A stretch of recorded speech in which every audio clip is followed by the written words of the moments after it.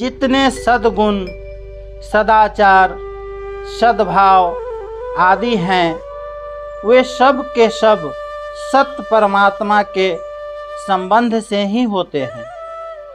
इसी प्रकार दुर्गुण, दुराचार, दुर्भाव आदि सब असत के संबंध से ही होते हैं। दुराचारी से दुराचारी पुरुषों में भी सद्गुण सदाचार का सर्वथा अभाव नहीं होता, क्योंकि सत्य परमात्मा का अंश होने के कारण जीव मात्र का सत्य से नित्य सिद्ध संबंध है।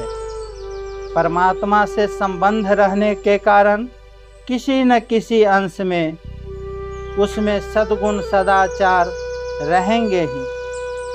परमात्मा की प्राप्ति होने पर असत से सर्वथा संबंध विच्छेद हो जाता है और दुर्गुण, दुराचार, दुर्भाव आदि सर्वथा नष्ट हो जाते हैं।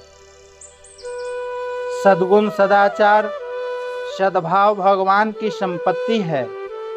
इसलिए साधक जितना ही भगवान के सन्मुख अथवा भगवत परायण होता जाएगा, उतने ही अंश में स्वतः सद्गुण, सदाचार, सद्भाव प्रकट होते जाएंगे और दुर्गुण, दुराचार, दुर्भाव नष्ट होते जाएंगे। राग, द्वेष, हर्ष, शोक, काम, क्रोध आदि अंतःकरण के विकार हैं, धर्म नहीं। धर्मी के साथ धर्म का नित्य संबंध रहता है। जैसे सूर्य रूप धर्मी के साथ उष्णता रूप धर्म का नित्य संबंध रहता है, जो कभी मिट नहीं सकता। अतः धर्मी के बिना धर्म तथा धर्म के बिना धर्मी नहीं रह सकता। काम, क्रोध आदि विकार साधारण मनुष्यों में भी हर समय नहीं रहते, साधन करने वाले में कम होते रहते हैं और सिद्ध पुरुष में तो सर्वथा ही नहीं रहते।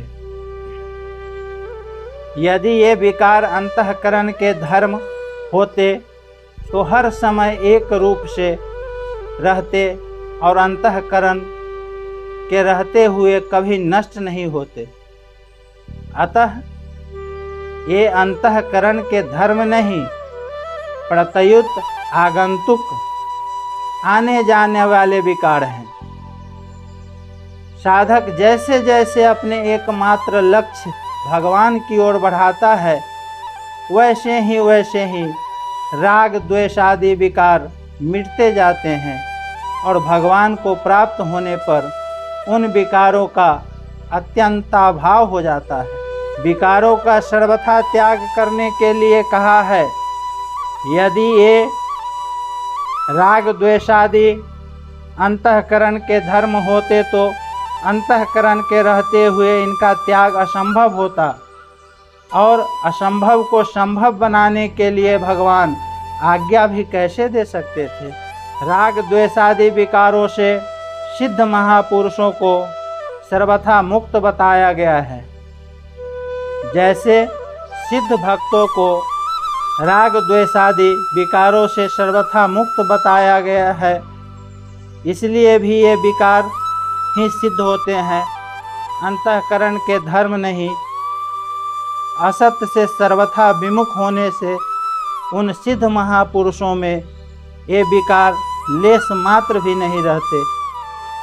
यदि अंतःकरण में ये विकार बने रहते तो फिर वे मुक्त इससे होते जिसमें ये विकार लेश मात्र भी नहीं है। ऐसे सिद्ध महापुरुष के अंतःकरण के लक्षणों को आदर्श मानकर भगवत प्राप्ति के लिए उनका अनुसरण करने के लिए भगवान ने उन लक्षणों को यहाँ धर्मयामृतम के नाम से संबोधित किया है।